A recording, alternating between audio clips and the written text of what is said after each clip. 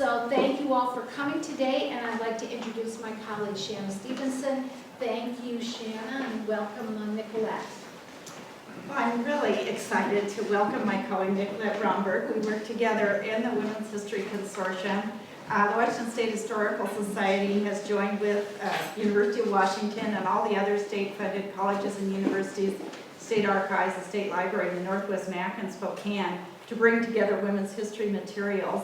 And if you go to our website, which is washingtonwomenshistory.org, you'll be able to search across collections of those institutions. And Nicolette and I worked on several different projects. Nicolette has worked with photograph collections for about 25 years. She is currently the visual materials curator at the University of Washington Library of Special Collections. Previously, she held that same position at the Wisconsin Historical Society, and before that, she was the photo archivist for the Kansas collection at the University of Kansas. She's taught courses on the management of photograph collections and on understanding photographs as historic documents. She's the author of 3 books, and I think she brought her newest one today. First one is Wisconsin Revisited Then and Now, the Wisconsin Sesquicentennial Rephotographic Project, that's hard, and Picturing the Alaska Yukon Pacific Exposition, the photographs of Frank H. Newell, which just came out this past year. And you're welcome. I just brought it, so if anybody wanted to take a look at it, it's in honor of the centennial of the Alaska Yukon Pacific Exposition. And I just learned that Nicolette was born. Yes. So with that, welcome. Yes, and I was born in Olympia in the middle of the worst snowstorm to ever hit Washington, and I had to stay in the hospital for 10 days after I was born because it was too iffy that the electricity or something might go out. And so, yes, so hence I seem to always be around when there are natural disasters in certain places. I lived near Mount St. Helens when it blew up, and when I moved, shortly after I moved to Kansas, there was a tornado there, so. And I'm, in fact, scheduled to give a workshop in Washington, D.C. in April. So fortunately, I don't get hit with them, but I seem to be around natural disasters. But so I guess I could say I sort of don't have warm memories of Olympia. I guess they would be cold memories of being born here, but it's nice to be back. I'm going to talk about Viretta Denny. Just as she said, I'm the visual materials curator for the University of Washington Libraries in the Special Collections. And just to tell you a little bit about what that means that I'm in charge of all the visual materials like architectural drawings and photographs and film, home movies. And people come to me who are writing books and doing documentaries. If any of you saw the recent Ken Burns National Parks documentary, there was film footage about Iwao Matsushita. That was from my collection. There were photographs about the Olympics and about Mount Rainier. And so I work with people who are historians, who are filmmakers, who are doing personal histories, and which is really fun. It's very exciting to find some material and then get it to someone and you go, yes, I just have right here exactly what you need. And that's always very fulfilling. And also part of my job, a big part of my job, is to collect and preserve the materials, to find materials, to decide on things to bring in, and to make sure that they're going to last as long as possible so that people will have access to them in the future. So one of our large and important collections, let's see if I can make this work. Hey. One of our large and important collections is the Lawrence Lindsay photograph collection. And Lindsley was a professional photographer with a very long career. And this is him with he was also quite an outdoorsman. This is him with his horse Peanut and his dog Bobby. He was born in 1878 and took up photography at an early age. And by 1903, he went to work in the Romans studio in Seattle, and eventually owned a part interest of it when it was sold out, later bought by Aschel Curtis. He went on to have a long career in photography and left a very large collection of negatives and prints that we now have in special collections. So I'm suppose by this time you're thinking, what is she talking about? Because I came here to learn about Viretta Denny. Well, you see that Lawrence Lindsley's middle name was Denny. And I suspect that Viretta Denny, who was born in 1862 and was married to Lindsley's cousin, Charles L. Denny, may have been one of the influences or inspirations for Lawrence Lindsley to become a photographer. And although we don't know exactly when she started photographing, I do know that she would have been producing really lovely photographs, certainly at the time that he was growing up, and may well have been an influence for him. So here's a photograph he took of bleeding hearts, and here's a photograph that she took in Ravenna Park. So I like to think that she had an influence on him, and that they may have discussed photography, or he may have learned about it from her, and actually her husband was also a photographer. So that some of that legacy was passed on from her to him. So our job as archivists is to collect and preserve the history of our region, and to make it available for present and future generations who will keep our stories alive. In my work, I get to essentially save someone's life long after they are dead by finding visual artifacts that hold their stories. I'm out there looking for evidence of our history as it is held in the visual medium of photography or film or so on, to collect it for our historical record.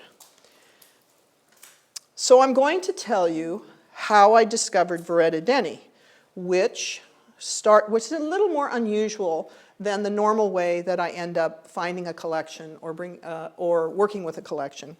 This particular experience started with a voicemail message and a couple of split-second decisions that I had to make.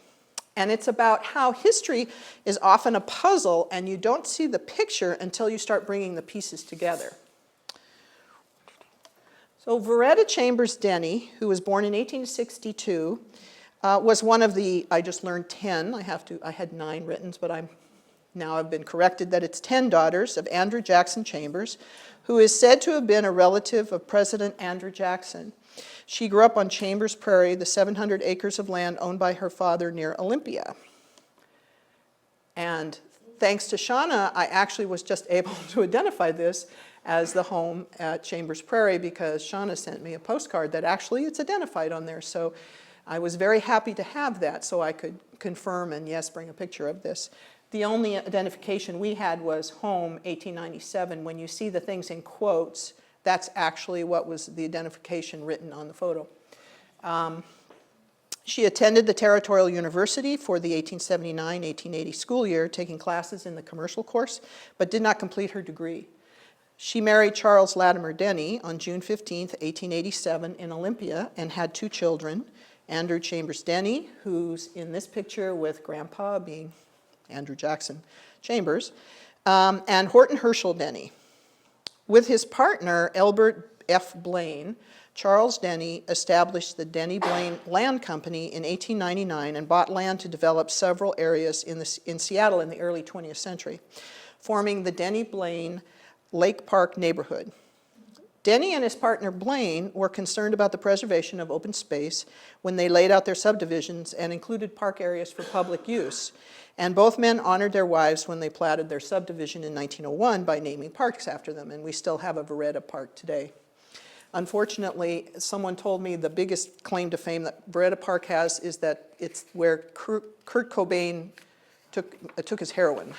I hope that there's more interesting things that are going on in Viretta Park, but it still exists today.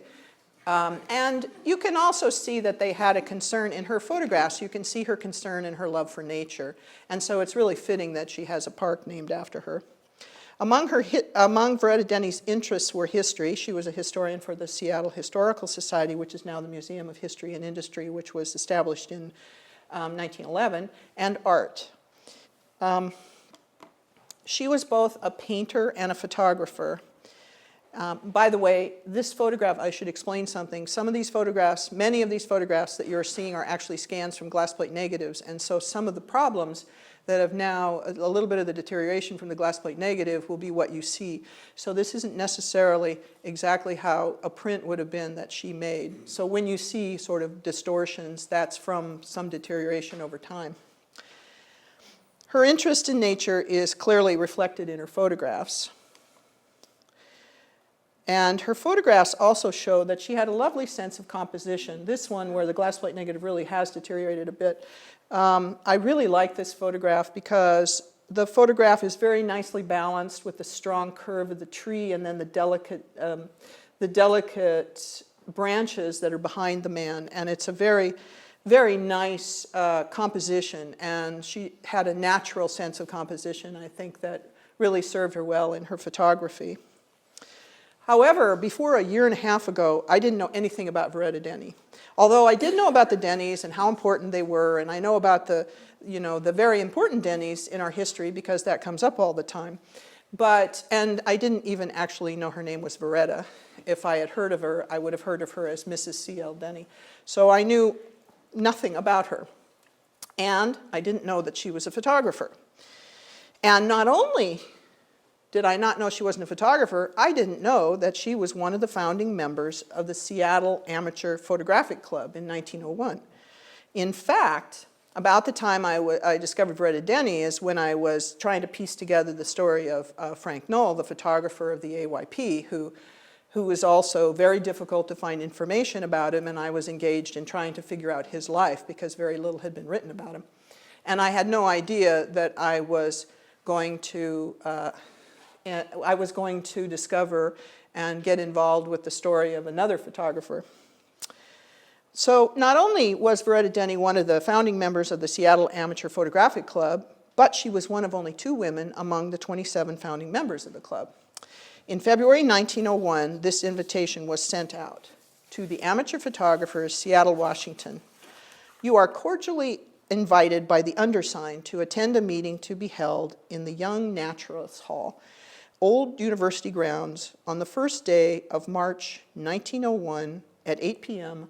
for the purpose of organizing an amateur photographic club. The objects of said club to bring together the amateur photographers of this city for their mutual benefit, instruction, and improvement, and for the purpose of having an organized body and official officers so as to maintain a correspondence and communication with similar clubs in other parts of the country, and to furnish the members of said club a headquarters at maximum cost, equipped with conveniences such as darkroom, printing, etc., very respectfully. And then it listed the 27 photographers making the invitation to create the club. Among them were A.C. Warner, who is a significant Seattle photographer, and in fact, we happen to have his very large collection of prints and negatives. And also among them were Mrs. Charles L. Denny and C.L. Denny. And here's a photograph of a park by Viretta Denny. However, a year and a half ago, I didn't know about this invitation because it's buried away in a file that's not related to Viretta Denny. And well, had I seen that invitation, she only would have been a name of interest because she was an early woman photographer, and it's hard to find information on early women photographers, but she really would have remained elusive. It would just be this name. We wouldn't have known anything about her except that she was a name on an invitation, and she was part of this club that we know very little about, the early Seattle Camera Club, or Seattle Amateur Camera Club. But fortunately, there's a lot of serendipity in archival work, and things happen that take you on a route that you never intended to go. I had no idea, and I certainly never set out, unlike most of my work where I'm working with someone who is a donor and they say, oh, would you be interested in this? And I talk with them, or maybe I go out and solicit something. I had no idea Viretta Denny was out there in the ether waiting for me. So what happened is, one day I came into work after a weekend, and the manuscript curator told me that she had just listened to a message on her voicemail that some Denny family materials were being auctioned off that day. In fact, in about an hour. So she and I decided to jump in a car and go down to the auction house to see what it was. We had no idea. Someone just left us this message. There are these materials. Although we get the vast majority of our materials through donation, we do have a small budget, unfortunately now considerably smaller because of budget cuts, but we have a small amount of money, and it's really important to have this because it allows us to obtain something important for our collection, which we are not going to be able to get by donation. So we went downtown Seattle to the auction house, and as typical for auctions, there were lots all over the place. They had just sort of torn collections apart like they do, and here's something with some things strewn in a box, and here's something over here sort of laying out like this, and it's rather disturbing as an archivist because what they do is they take collections apart and they have no random sense. You know, you might have a book with a bunch of glass plate negatives or whatever. It's just somebody reaches in a box and pulls some stuff out and sticks it over here. So of course, like we had just minutes before the auction was going to start. We're running around looking, trying to see if there's anything there. And we took a quick survey to see what was there. And while the manuscript curator didn't see anything useful for her for manuscript materials or books, I saw something that I was determined to have and hoped that I wouldn't have to try to fight with someone and try to outbid them for it. I saw a photograph album with some lovely photos, and the album was inscribed, "Pictures taken and developed by Mrs. C.L. Denny, circa 1897, 1899. And I was really thrilled because it's hard to find the work of early women photographers, and also this was from a prominent family. I also saw a box of glass plate negatives that I had no time to actually examine because they were starting the auction. And I guessed that they were probably by Mrs. Denny and perhaps the negatives that were made to make the prints in the album because they looked to be the right size glass plates to make the prints. So I quickly decided that the most important thing to do first was obtain the album because I knew what it was. And so I would go as far as my budget allowed and go all out and try to get the album. Fortunately, I only had one competitor, and he gave up when he saw I was determined to get it. So I was able to get it for not a lot of money, but next I was waiting for the box of negatives to come up for bid, and that my competitor, while I was waiting, there were a bunch of lots between this time, he came up to me and he said, he happens to be a local book dealer, and he said to me, "Are you going to bid on that box of negatives?" And I said, "Yes, I am." And so he asked me if I wanted the lantern slides. They had stuffed some lantern slides in the box. And I said, "No, I don't want the lantern slides, I want the negatives." So he said, "Look, let's get together and let's one person bid and then we'll split it up." And that's what we did. So the thing didn't get bid up. He bid on the box of negatives. He got the box, and he won it without any competition, and then we split the thing. I paid him a portion of what he paid for the whole thing, which turned out great. So after he paid for the box, we divided it out, and thus I went back to Special Collections with an album and a mystery box of glass plate negatives, and this was just the beginning. So there I was with an album containing 9 lovely and well-preserved photographs by Mrs. C.L. Denny, who I later learned was Viretta Denny. And this is what I had. These are special boxes made to, I don't know if you can see, but they're actually special boxes that were made so you can reach in and you can pick out the album, and then this helps hold down where there's a spot where. So this is what I was looking at when I got back. And actually, let me do this, do my Michael Jackson. So this is what I was looking at, this little album, and in the front, can you see there's marking that says this is by, these pictures taken and developed by Mrs. C.L. Denny, circa 1897, 1899. And the photographs are in really good shape. And the only thing that's tricky is that she only put them in on one side, which means that you have to be very, very careful when you turn a page, because not to bend the photos, not to have the photos bend. So you get to see the way she intended. What's nice about this and why I wanted it, not only was a woman photographer, but you got to see it the way she intended people to see it. This was her intent, she put it together. And so you get to see not just the image that the person made, but the way they wanted you to see it and the way they wanted you to present it. So that made this a really, really great piece, because it's not just a random photo that's there. It's always more wonderful when you have an image that's actually printed by the photographer. And that's because printing is different.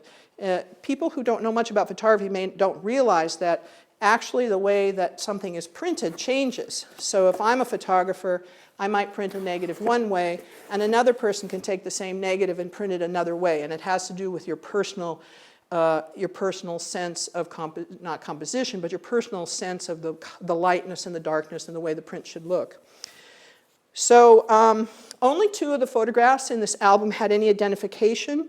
One of them was labeled Ravenna Park, and one was labeled Deschutes River. And I should point out, it was labeled Deschutes River, spelled in that manner. So I had an album of these scenes that have nothing in them, so I can't tell where they are unless they're identified. But I did know that 2 of them, one was Ravenna, and also, by the way, one was labeled Ravenna Park, and Ravenna Park wasn't a park until much later. And I'll get back to that. So I had a little bit of knowledge of where the photographs were from, and in this case, my collecting, this is very important. It was very important for me to make a quick decision because this doesn't have a lot of documentary value, meaning people come to us for pictures of a strike, pictures of a house, pictures of something. These photographs, as they are landscapes, this is really more about Viretta Denny's work and her art, and it's about her and her art. I mean, nobody's going to come to me, or very few people are going to come and say, oh, I need a picture of the Deschutes River, and here's this. And I want to put it in my book. This is really the study of a person who is an artist. So, but I had a little bit of information. So then, examining the box of negatives was very exciting.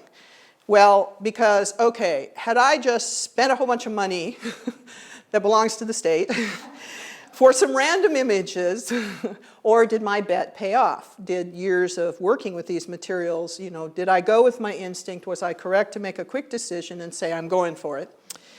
And fortunately, my instincts were correct. And as I went through the 61 glass plate negatives, it immediately became clear that 5 of them there are 9 photos in this album, and 5 of them indeed were the original negatives for these glass plates. So that confirmed to me that this collection of glass plates was indeed her work.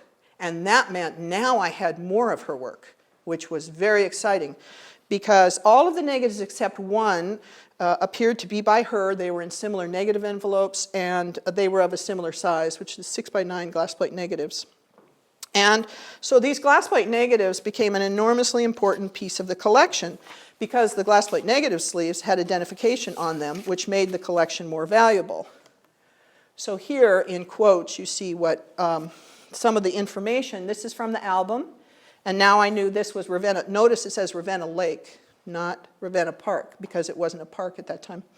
And this is another one in the album. And now I had dates, and I knew where these things were. And it's very lovely. And then it's really nice to be able to see the original prints, too. What you're seeing up here are scans from the glass plate negatives. And here's Monte Cristo. The negatives also, this box of negatives then also significantly increased the size of the collection of her work. And now I didn't just have 9 unidentified landscape photographs, but I had a collection of work which included landscape scenes, boating outings, various houses, family and friends, and still lifes, which showed the range of her interest and her work. And much of it was either partially or fully identified. And so here are some of the things. So now I had pictures of friends or family. This one, although the reason I know it's Sophie is because the same woman is identified in another glass plate negative as Sophie, one of these women. So, but we knew when this was. Here's a group of friends. So now I knew when the photos were taken. And here's a group partying together. Elizabeth, Caroline, Mrs. White, and we couldn't read it, so we think it may be Fisher. So you can see her life, that she's also documenting her life and her friends, obviously. See, this is very different than just seeing an album of some landscape photos. Now we're beginning to see sort of the full range of the kind of work. She had a whole series related to boating and canoeing and really nice. So none of this, of course, I knew when I first saw the album. And then some photographs, this is marked as Old Cottage. And then some photographs that were marked as New Cottage, which I suspect may be the Blaine house. You know, they would have been friends, obviously, with the Blaines. And I think this may have been the Blaine house. But you'll notice that this is dated August 27th, 1901. And they must have had a party to celebrate the new cottage or to celebrate something, because notice the date. They're out there. There's a group of them together. And were actually quite a few photos that were from this date. They were obviously doing something, having a good time. And so there were quite a few photos of this event, whatever it was, which was taking place at the new cottage on that same date. And this one is interesting because even though it's written Mrs. C.L. Denny, we don't know if that means that someone else took the photo and she's in it, or if she took it and it was just written on the negative thing, yeah, this was taken by Mrs. C.L. Denny. Sometimes, you know, you have these little mysteries here. So, and this is very lovely, and if you look carefully, you'll notice that she has an Indian basket. So also, there were also still lives, and interestingly enough, makeshift studio portraits. So here's a still life. So you can see, and of course, if you think about the fact that she's a painter, she would be interested possibly in doing still lives. So it's really nice because we got this range of material from her. And this is interesting, these makeshift studio portraits that only one of which had any identification, but you can see just put up a backdrop. And also this points out what photographers of that time would do is if you print the entire glass plate negative, when you get work that's early work, the photographers didn't necessarily compose to the edges, and so they meant to crop them in. So you needed to see the print to really see. So what we see is the whole image, but obviously what would have happened here is that these would have been cropped down, so you just had the people and you wouldn't have seen the backdrops in them. But we get to see the whole image. So with the information from these negatives, then I discovered that the inscription on the cover of the album and the two identified photos was probably written later and not by Viretta Denny. The date, circa 1897, 1898, was clearly incorrect because the negative envelopes dated the album photos at about 1895, 1896. And also, when I had more than just seconds to look at the album and you take a look at it, did you notice that you could see the inscription? It was very dark because it's obviously written with flare pen, which wouldn't have been around in Viretta Denny's time. And also, the one that was identified as Ravenna Park clearly would be later when it became a park because her identification is Ravenna Lake. So the writer wasn't that far off on the date. The writer obviously knew these were taken by them. I'm assuming maybe it was a relative or something, and we have no idea where these came from. But obviously had not looked at the negatives, so knew they were by her, had the date pretty close. I mean, I can't fault the writer. But this was clarification. Had I not gotten the negatives, again, with the negatives, I learned all this important information. But I have to say I'm happy the inscription was there because it was the impetus for me to take a gamble on buying that album. Given the fact that we have very little funds for purchase, had I seen an album of mostly unidentified landscape views, I might have passed it up. Even though they were nice views, I might have passed it up because I didn't have enough information to go with it. So that inscription, it was the impetus for me to actually say, I'm going to take a chance on this, I'm going to go for it. So at this point, I thought this was the end of the collection, meaning that now we had to process it, get it ready, get it available for people to use, and do some research, try to find out more information on Viretta Denny, and things like that that we do to get collections ready. I had no idea that it was not the end. However, I was very excited about the collection, and at the same time I was also working on a book on the Seattle Camera Club, which is the Japanese-American camera club, which was started in the mid-1920s. And David Martin is a local art dealer and writer on Northwest art and photography, and he's particularly interested in women artists. And we had been talking actually about the fact that there was an earlier camera club, which we really didn't know much about, and he was trying to find information on it. So here was a person who I discovered was actually a member of it. Not only was she a member of it, but I had photographs. So this was extremely exciting.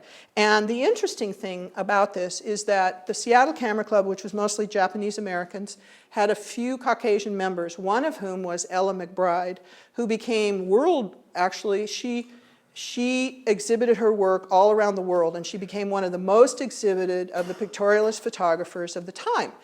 And so it was very interesting. He was working, and there was another woman member, but didn't do the kind of photography that Ella did. But so David was very excited when I said, here I have this woman photographer in the first Seattle Camera Club. And not only that, but I have a still life by her. And so he was very excited because he wants to put this in the book to be able to compare with the work of the Seattle Camera Club from the 20s. And so it's very interesting. Here's some dogwood, and then, but as I said, she probably would have cropped it.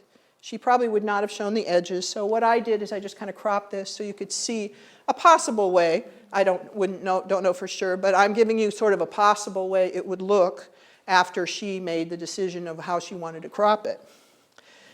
So this is a Iwao Matsushita photograph of dogwood. And here are some photos by Ella McBride, which I kind of think it's interesting how you see the vase, and in her photo, I'll go back for a sec, you see the vase there. And so Ella McBride, so now David could use this photo by Viretta Denny to compare to the work of particularly Ella McBride, who's a very important member of the Seattle Camera Club. And here's another one by Ella McBride. And I found it interesting because some of her work is kind of similar and has some of the flavor of the subjects of the Seattle Camera Club members who were interested in ordinary landscapes. So I thought I'd show you this one by Koike, which is just a view of a field in the autumn rain. And here is Viretta Denny, where it has kind of that feel, a little bit of the mistiness, the same kind of thing as Koike. And then this one, which I really like, which are the cows in the swamp. And she has that sort of documenting sort of ordinary things that people don't think about. And there's some of that in the work of the Seattle Camera Club members. So it's very interesting to compare their work. So as I said, I thought the collection was over. I thought that we were just sort of on the downhill part of the Viretta Denny saga, which is working on trying to make it available for the public. And some months went by, and I was getting ready to teach a class on processing photo collections for a museum course. I teach a lab in which each student works on processing an album, and then they work on processing a collection of loose photos. And so I was searching through our holdings for some albums for the students to work on.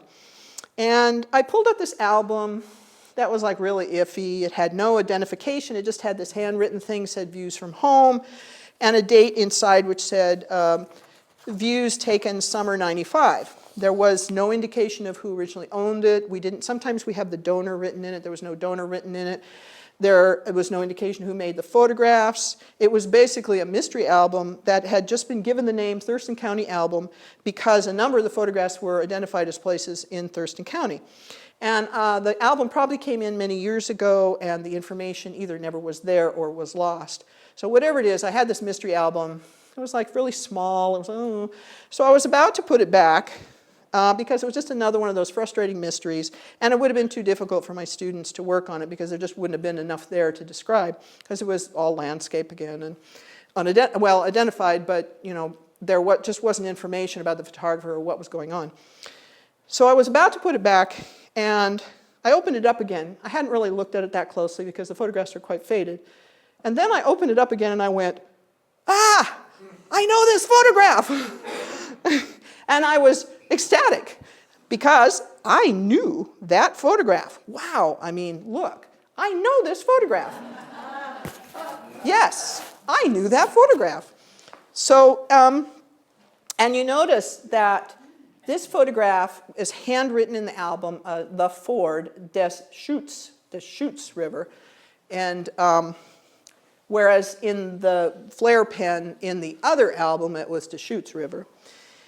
So yes, I remembered I went running off and pulled out this album and went, oh wow, look at this. I was very excited.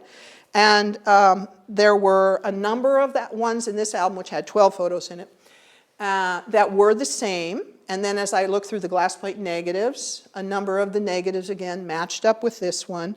So this was so exciting because now I had another album of her work presented in her handwriting. I determined definitely because it was the same handwriting as on the negatives, and it was put together and laid out with her words. And so now also I had been able to give this unidentified album a meaning and a history that it didn't have before. It was sort of something random in our collection, which now had a history and a meaning to it. And I'll show you this album, which is, barely see it, Views Near Home. And she, I think, made the album. It has the appearance of being handmade. And definitely her handwriting is in it, so this is how she wanted to show it. And the paper in it, you can see they're quite faded, but there's that photo. And see her handwriting there, and then this is kind of like handmade paper here. And so, oops. So there is clearly made by her, and this looks like it's handmade. If you look at this, it's like it may have been a handmade album. So here it was, the first photo. I knew that photo. And here is another photo that I had already known. So this went from being something that was sort of a mystery album, faded photos, who's going to use this, who's going to find this useful, and now it became part of the collection. We now know, again, how she wanted to present this. This was her art, this is the way she was presenting it, and I had more information also. It always helps to have more information. So needless to say, I was very excited.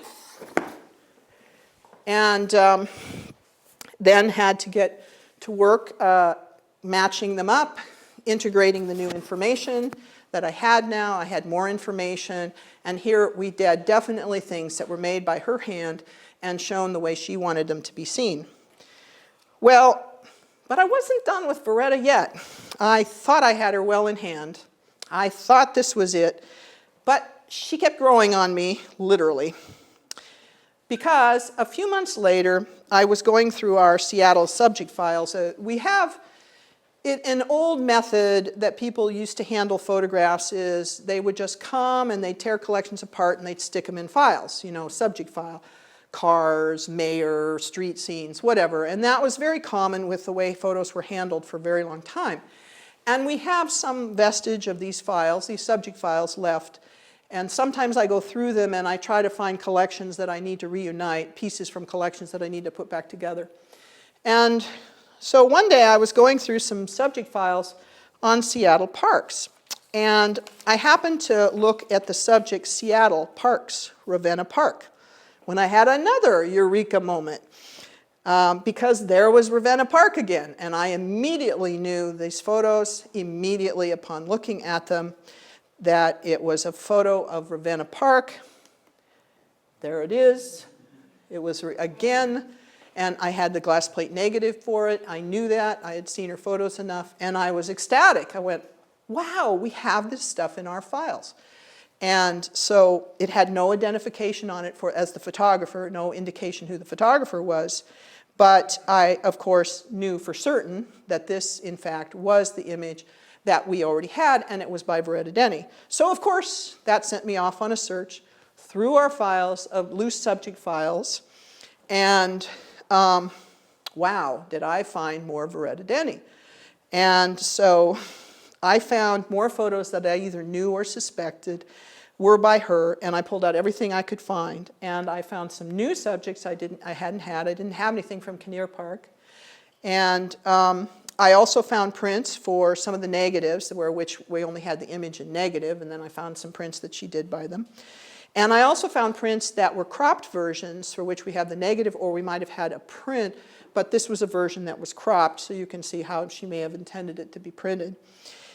And so, and then I also found variant views of these different boating events. We figured there were about, in the photos that we have, about 4 different outings.